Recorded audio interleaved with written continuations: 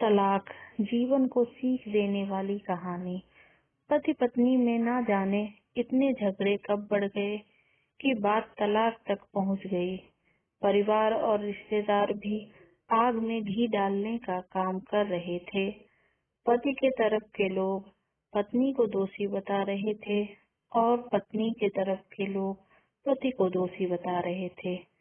पति और पत्नी दोनों को समझ में नहीं आ रहा था कि वह झगड़े में कौन सा कदम उठा रहे हैं। बात तब ज्यादा आगे बढ़ गई जब पति ने गुस्से में पत्नी को थप्पड़ मार दिया। हाथ उठाने की वजह से पत्नी भी बहुत नाराज थी। उसे भी समझ में नहीं आ रहा था कि वह क्या कर रही है। छोटे से झगड़े ने बड़ा रूप ले लिया था। बीवी के पक्ष वाले कहाँ पीछे रहने वाले थे। जो अपनी पत्नी के साथ मारपीट करते हैं उन्हें तो जेल भेज देना चाहिए। तो कोई कहता जरूर उसको कोई और पसंद आ गई होगी, इसलिए अब पत्नी से मारपीट करने लगा है। बात कोर्ट तक पहुंच गई। दोनों पक्षों ने एक दूसरे के खिलाफ केस फाइल कर दिया। पति ने चरित्रहीन होने का तो पत्नी ने दहेज और शारीरिक उत्पीड़न का आरोप लगाया। 2 वर्षों से अधिक समय के लिए केस चला था। इन 2 वर्षों के दौरान दोनों पति पत्नी अलग अलग रह रहे थे। इन 2 वर्षों के दौरान दोनों के घर वाले भी साथ नहीं दे रहे थे। अब गिने चुने लोग रह गए थे। पति और पत्नी दोनों की आर्थिक स्थिति भी खराब हो गई थी, जिन्हें वो अपना शुभचिंतक समझ रहे थे। पैसों की बात आते ही उन्होंने भी अपना पलड़ा झाड़ लिया था। आखिरकार वही हुआ जो सब चाहते थे। लेकिन 5 साल की सुखद शादी और एक सुंदर सी बेटी होने के बाद मिले इस तलाक से पत्नी खुश नहीं थी और पति भी शांत था। पत्नी ने पति से कहा, अब तो खुश होगे ना? तुम्हारे मन की जो हो गई है, मुबारक हो। तुम भी तो आज जीत गई हो। मुझसे तलाक तो तुम्हें भी मिल गया है। तलाक को तुम जीत का प्रतीक समझते हो? पत्नी ने पूछा। पति चुप रहा। थोड़ी देर की शांति के बाद पति ने कहा, मुझे तुम्हें 5 लाख रुपए अभी और हर महीने 10,000 देने का आदेश है। अभी मेरे पास पैसे नहीं हैं। जो सिटी में फ्लैट है उसे तुम्हारे नाम कर देता हूँ।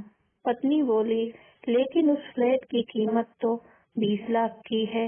हाँ, लेकिन हमारी बेटी तुम्हारे साथ है और आगे जाके उसके खर्चे भी बढ़ेंगे।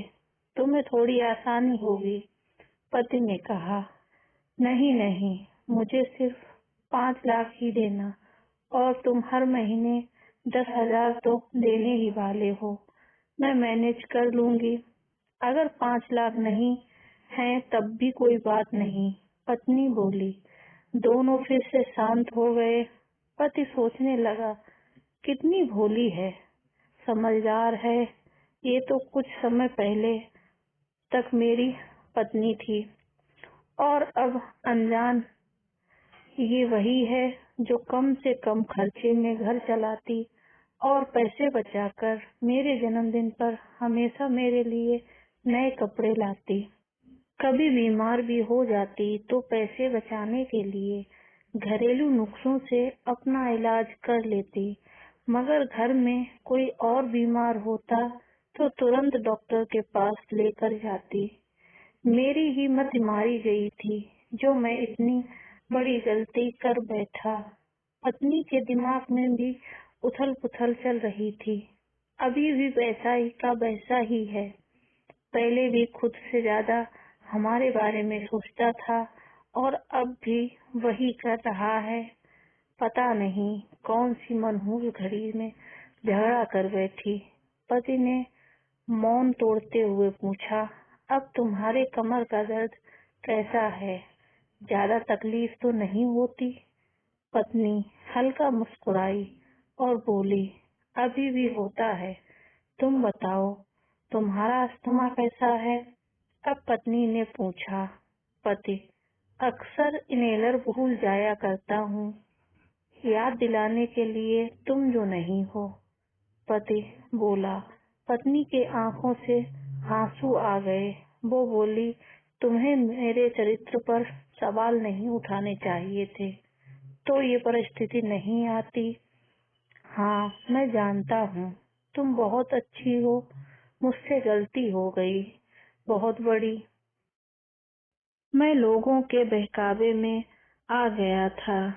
पति बोला, तुमने भी तो दहेज का इल्जाम लगाया था। गलत था, और इस बात का मुझे भी पछतावा हुआ। पत्नी ने कहा। पति कुछ कहना चाह रहा था, लेकिन हिचकिचा रहा था। पत्नी ने पूछा, कुछ कहना चाहते हो? वो बोला, क्या सब पहले जैसा नहीं हो सकता? क्या मतलब है? पत्नी बोली, मतलब कि हम फिर से पहले की तरह पति पत्नी बनकर, सच्चे दोस्त बनकर नहीं रह सकते। पति बोला, पर ये तलाक के पेपर दिखाते हुए पत्नी ने कहा, फाड़ देते हैं। पति ने अपने पास रखे डाइवोर्स के पेपर फाड़ते हुए कहा। पत्नी ने भी अपने पास रखे पेपर फाड़ दिए। सभी हैरान थे, वकील, रिश्तेदार और माँ बाप। पति पत्नी दोनों को अपनी गलती समझ में आ गई। झगड़े चाहे कितने भी हों, उनको शांति से बैठकर सुलझाना चाहिए। कभी जल्दबाजी में फैसला नहीं करना चाहिए। दोस्तों, ये कहानी उन हर पति पत्नी के लिए बड़ी सीख है, जो छोटी छोटी बातों पर लड़ते हैं और इन झगड़ों को बड़ा बना के अलग होने का डिसीजन लेते हैं। प्यार और झगड़ा तो एक सिक्के के दो पहलुओं की तरह है। यह कहानी आपको पसंद आई हो तो लाइक और शेयर करना ना भूलें। इस कहानी पर आपकी क्या राय है, हमें कमेंट करके जरूर बताएं। चैनल पर नए हो तो चैनल को सब्सक्राइब करना ना भूलें। कहानी सुनने के लिए आपका बहुत बहुत धन्यवाद।